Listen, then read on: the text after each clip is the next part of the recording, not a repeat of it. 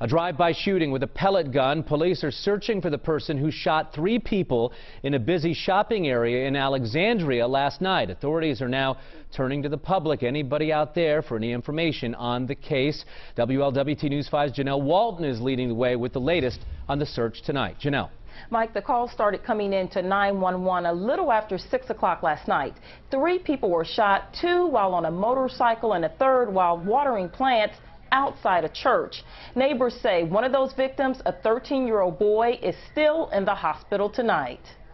My daughter came out of the house and said that there was gunshots over there at Tractor Supply, and they were heading down there toward Walmart. Investigators say the first shots were fired shortly after 6 o'clock last night outside the Bridge Community Church on Alexandria Pike. A teenager working with his father to spruce up the church grounds was shot in the back. Last night my neighbor called me, called my husband to close up his house, lock up his house. He kind of mentioned it was his son that got hit.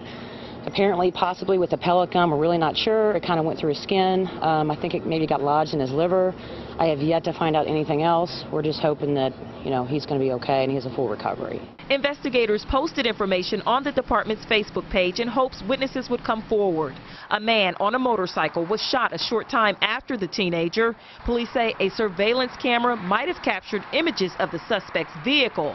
He was sitting in a red light and was struck in the back. He thought he'd been struck by a rock or something. He drove all the way to his home, and that's when he discovered that he had also been shot. Sergeant Frage says another person on a motorcycle was shot in the same area along US 27 and 709. Police are looking for 2 vehicles that might have been driven by the suspect. One vehicle was described as a black Jeep, Patriot or Compass model. The second, a silver color car. We can see our 3rd victim. He's riding his motorcycle on 709, and we have a Hyundai, either a 2002 to a 2005 model, silver in color.